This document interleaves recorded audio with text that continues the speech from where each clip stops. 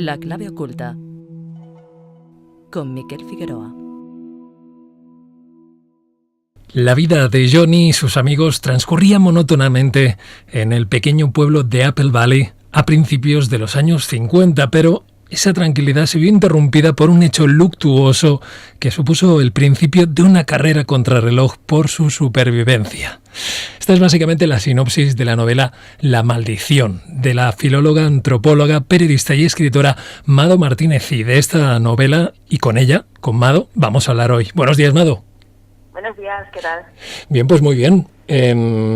Digamos que inaugurando un poco una entrevista sobre una novela, pero me interesa mucho a muchos niveles. Me interesa porque trata ciertos temas que son interesantes, sé que te interesan a ti, me interesan a mí, como son los del misterio, podríamos decir. Pero además por el hecho de que me interesa hablar con escritores, me interesa saber el porqué de algunas elecciones, en el estilo, en otras tantas cosas. Y tengo entendido que lo tuyo ya son 15 libros publicados entre ensayos y novelas. ¿Tengo bien entendido? ¿Son 15? Me parece que sí, o sea, no me hagas mucho caso porque yo también he perdido un poco la cuenta, Miquel, pero sí, ya mi pasión siempre ha sido escribir y tengo pues eso, novela, ensayo, principalmente ensayo periodístico, de misterio, mucho relacionado con el misterio, alguno también relacionado con la divulgación científica, y lo cierto es que bueno, que siempre digo que es mi droga y la verdad es que siento mucho si dentro de poco serán 16, 17, 18, pero yo no puedo parar de escribir. No puedes parar de escribir, pues eso es muy interesante. Hace tiempo hablamos sobre, no sé si fue el último ya ensayo, La prueba, sobre la existencia del más allá. No sé si, creo que después has hecho algo más, tengo entendido. Después de La prueba, lo Sí. que salió publicado en España fue, yo creo que La maldición. Lo que pasa es que como en Colombia a veces también publico libros que solamente se publican allí, como Colombia Sobrenatural 1, Colombia Sobrenatural 2, o alguna edición que luego sale en España, luego sale en Colombia, pues a veces me es difícil un poco ubicarme, pero sí, después de La prueba, yo creo que en España lo siguiente que ha salido ha sido La maldición.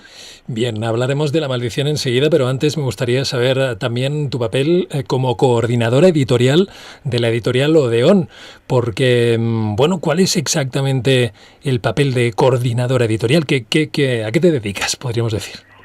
¿A qué me dedico como coordinadora editorial? Pues mira, primero de todo yo creo que la editorial Odeón fue una de las ideas más fantásticas y maravillosas y uno de los proyectos más ilusionantes que yo me he encontrado en la vida.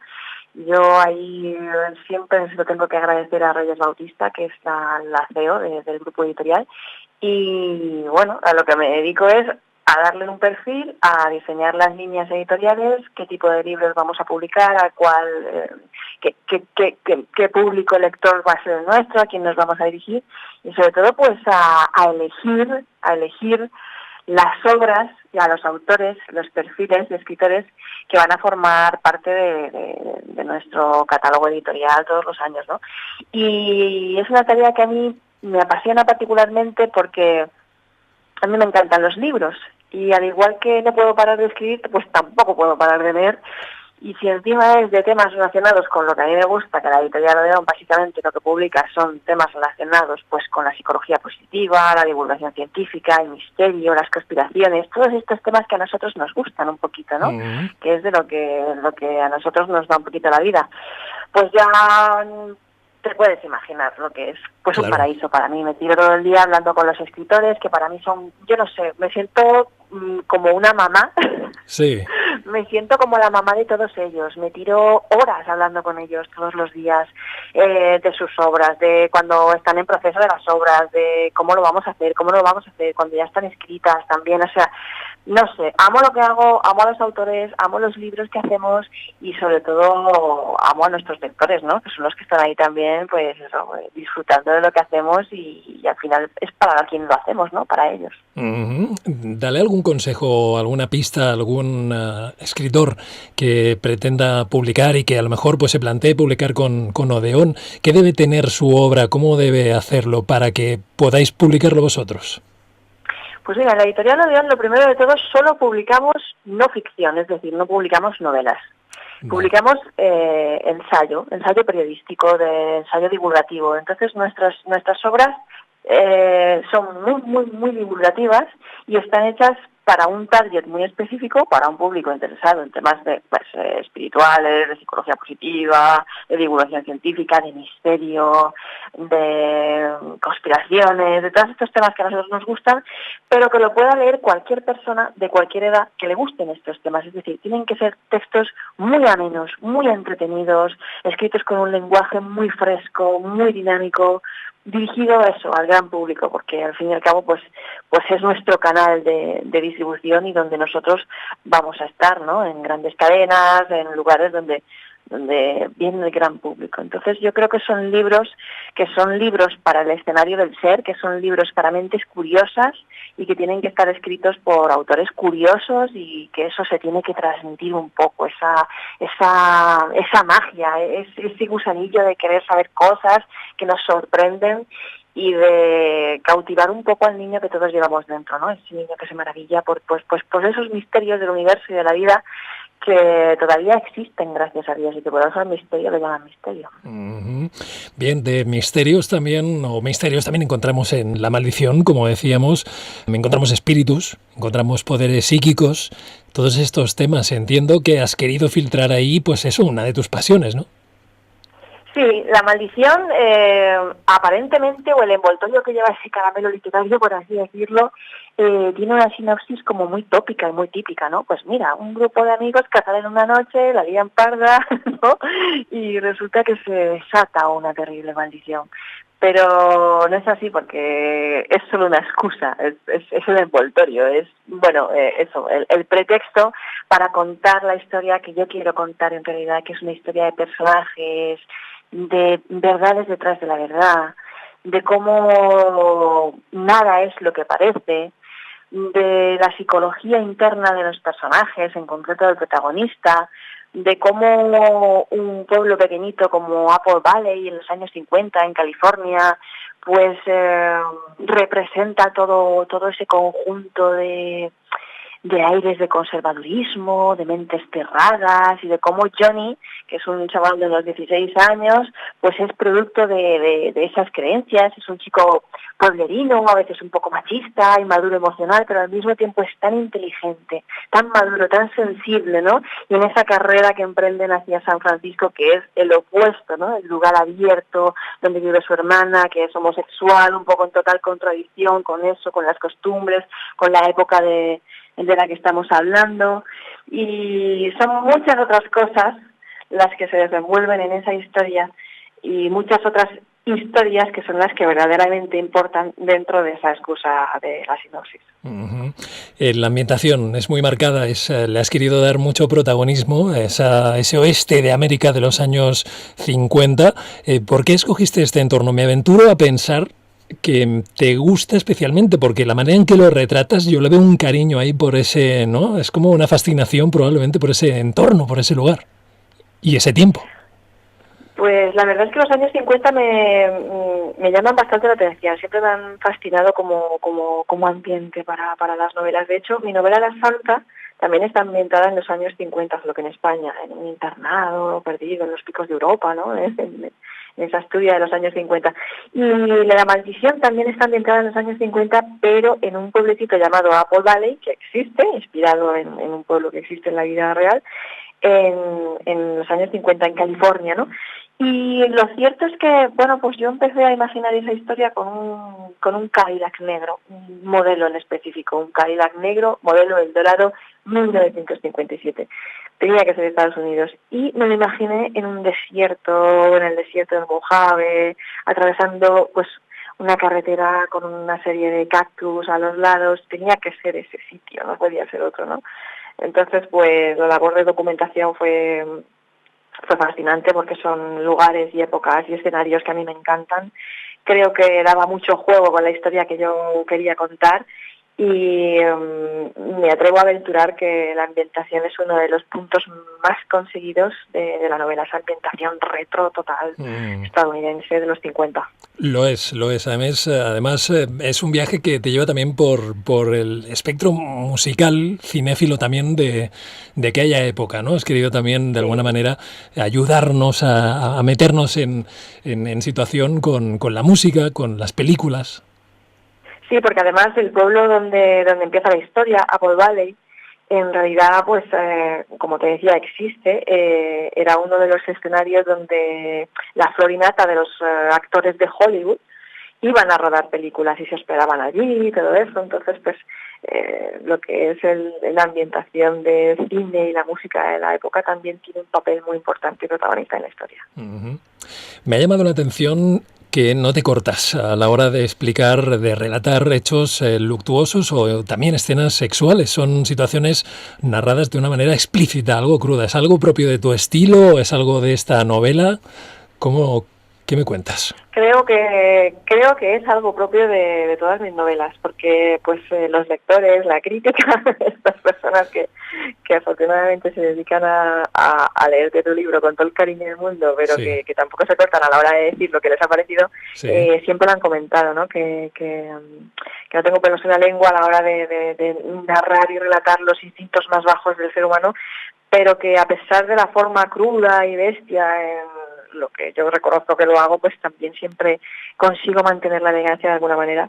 Y bueno, lo cierto es que creo que es uno de mis puntos en las novelas, y creo que también los diálogos son importantes y la manera en la que se expresan, y Johnny en concreto es un chaval que dice las cosas tal y como las siente. La novela está narrada en primera persona, además, como te decía, es cándido y maduro emocionalmente, entonces a veces pues se percibe, ¿no?, esa forma que él tiene de contar las cosas, de narrarlas, y yo realmente estoy enamorada, siempre me enamoro de algunos de los personajes de mis novelas, y Johnny realmente es que me encanta, me enamora mucho, porque es un personaje que tiene cada caída y ese humor macabro y todas esas cosas que dice, que después de leer la novela me la he releído tantas veces y yo siempre digo, pero ¿cómo a este tío se le ocurren tantas cosas? Y yo luego voy a tomar un café con una amiga y no soy ni capaz de contar un chiste. Es que no, pues ¿cómo se te ha ocurrido darle vida de esa manera, con esa poesía, con esa manera de explicar las cosas, con esa retranca en cada situación, porque le da la vuelta, le sabe encontrar hacer un chiste o no, explicarlo de una manera como muy poética, con metáforas? Pues eso tiene que estar dentro de ti también, claro. Claro, sí, ¿no? Son mundos que yo llevo dentro, pero me pasa siempre, cada vez que leo una novela mía. Hace poco me estaba releyendo también mi novela La Santa y decía, pero ¿cómo escribí esto? ¿Cómo se me ocurrió? ¿No?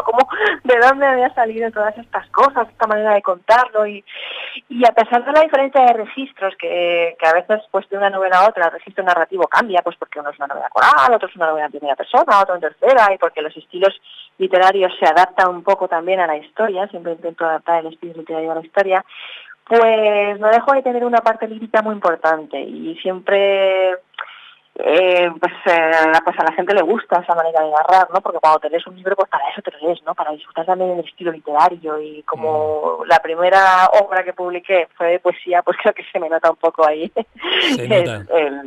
la práctica del dominio del lenguaje, porque llevo toda la vida experimentando con las palabras. O sea, yo me cojo un cuaderno, Miquel, y mi gran pasión es estar todo el día jugueteando con el lenguaje, las palabras. Escribo mucho, garabateo mucho, lo llevo haciendo toda la vida, es mi droga, yo les digo, lo necesito. Y creo que es terapéutico, y creo que todo el mundo debería de hacerlo, y que pues, el que sea escritor o escritor en ciernes y desee, pues yo que sé, gente que tiene 15, 16 años, como empezamos todos, y desee dedicarse a eso, pues no es que vaya a publicar su obra de inmediato, ni le vayan a ofrecer un contrato editorial, pero lo que debe de hacer es escribir, y no parar nunca, y estar todo el día con la libreta en la mano, porque eso es lo que te va a dar dominio: leer, escribir. Y leer, también dices, entonces, claro, es ese... Sí. Inevitable, claro, hay que leer. Claro, hay que nutrirse, Claro. leer y escribir, hay que nutrirse. Uh-huh. Porque pues lo necesitamos, ¿no? También ver lo que otros hacen, captar nuevos aires, nuevos olores, no quedarte tampoco cerrado en tus historias, ¿no? Y seguir experimentando y leyendo a los grandes, que es como yo pienso que también se llega, ¿no? Cuando uno empieza a estudiar piano, no sé, yo de pequeña tocaba el piano, ¿qué hacíamos? Pues tocar las obras que otros escribían, ¿no? Que otros componían. Nosotros pues tocábamos Chopin, tocábamos Bach, y luego uno ¿qué hace? Pues compone lo suyo. Claro. Bueno, bien, hay algo que estamos tocando a nivel de estilo, está escrito en primera persona, es esta narración interna que nos hace Johnny de todo lo que ocurre. ¿Por qué? Te quería preguntar, ¿por qué? Es que me he encontrado últimamente que he leído 3 libros, contando el tuyo, que están escritos en primera persona. ¿Por qué esta elección? ¿Qué crees que ofrece esta primera persona que no ofrece pues, otro tipo de enfoque? Pues yo pienso que van un poco con la historia y en lo que quieres que el público lea o en el mundo en el que tú quieres vivir o que el lector sepa, ¿no? Que es lo que tú sabes como escritor. Yo particularmente cuando escribo una historia la escribo porque me gusta, porque la necesito y porque me siento como si estuviera viendo la mejor serie del mundo. O sea, yo es que realmente disfruto el proceso de escritura de la novela, porque para mí es vivir en un mundo de ficción, meterme ahí, es la travesía, mi droga, ¿no? Mi fantasía, es lo que me encanta. Y en particular en esa historia, pues tampoco soy de las personas que ven la estructura completa de la historia y ya saben lo que van a hacer, lo tienen todo escenificado y escriben este capítulo detrás del otro, dónde va y dónde va. No, yo soy un poco ahí, como decía Stephen King. Como Stephen King, te iba a decir. En la tierra. Dime, perdona. Empiezo a escarbar. Sí. Yo empiezo a escarbar en la tierra y veo un huesecillo. Y yo no sé ese huesecillo si va a ser de una ratilla, de un conejo o de un dinosaurio enorme, ¿no?